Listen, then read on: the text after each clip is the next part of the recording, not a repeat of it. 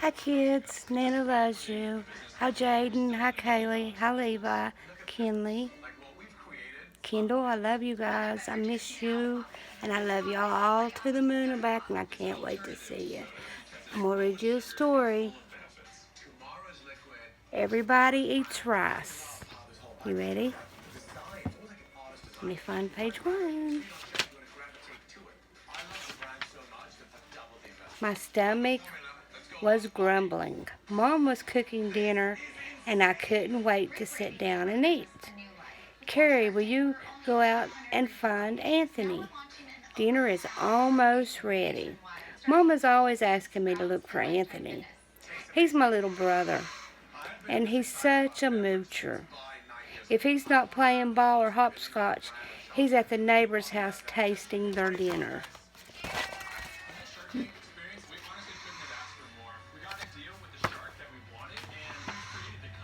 I walked outside and looked up and down the street.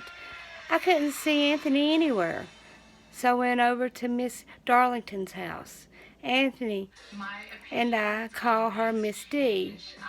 She's our neighbor next door.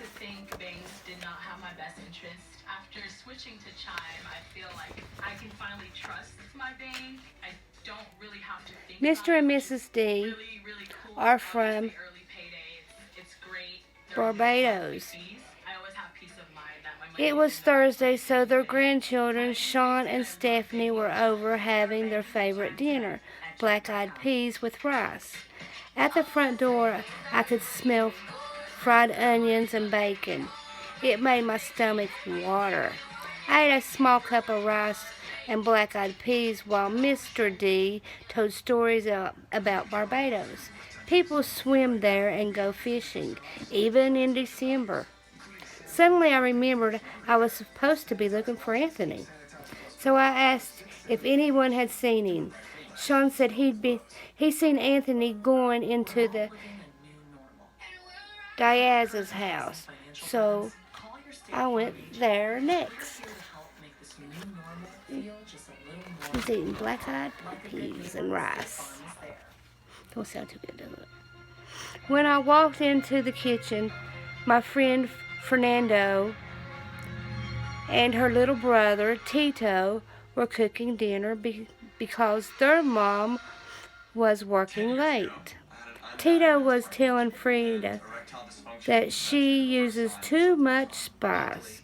Frida said Tito was checking the pot too often, so the rice and pigeon peas would never cook. Their teenage brother Jose told them to pipe down. He wanted to watch TV. I looked into the pot to see what was cooking. The rice was bright yellow. Frida told me that her grandchildren in Puerto Rico had taught her how to cook rice with turmeric. Turmeric makes rice yellow. Tito gave me a taste from the cooking spoon. Boy, it was delicious. Then I asked if anyone had seen Anthony. Frida and Anthony had been there to taste their dinner, but had left to visit Dong. So I went across the street to Dong's house.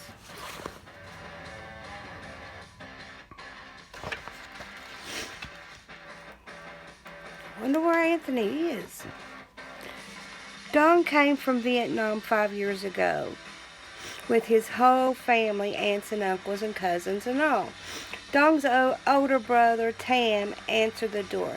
Mr. and Mrs. Tran work late every day, so everyone else takes turns. Oops, I dropped that. Making dinner. It was Tam's turn to cook. She was busy making the garlicky fishy sauce.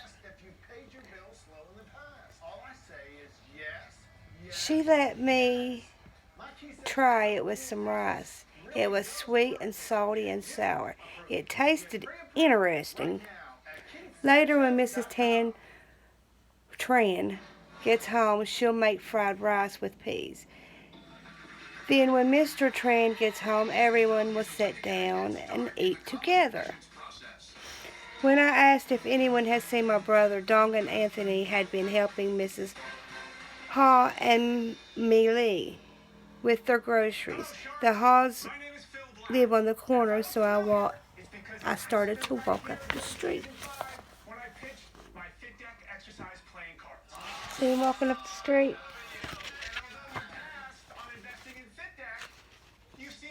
Carrie, wait up, someone called. It was my friend, Rajat. He was carrying 3 round metal boxes all clipped together. Something inside smelled so delicious, so I asked him what it was. Rajat and his parents were working at the video and gift shop, so he will be bringing them leftovers in a container. There was a big party at the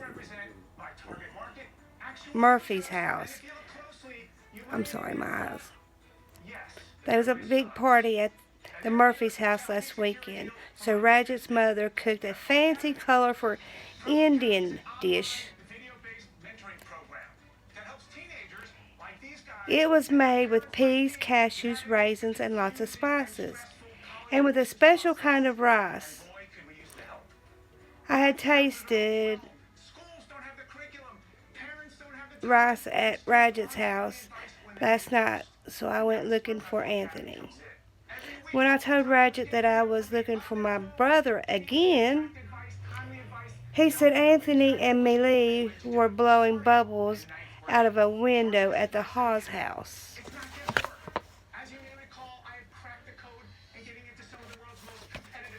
It'd be fun, ain't it? Blowing bubbles outside. The Haws come from China a year ago. Miss Haw is just learning how to speak English. We smile at each other a lot. Miss Haw was steaming white rice with her family and the boarder who lives there in a back room. She was also making tofu with vegetables in a wok? I never heard of that. That's a big pan with a round bottom, so now we know what it is. Miss Hall always makes me sit down and eat something when I come over. He's going to be full before he gets home, ain't he? Boy, oh boy. House to house eating. Everyone at the Hall's house uses chopsticks. Maylee, who is only 3.5 years old, can even pick up a single grain of rice with her chopsticks. Maylee laughed at me when I tried using the chopsticks and dropped some vegetables. She said Anthony was bye-bye, so I decided to go in the backyard at the neighbors, the Blues.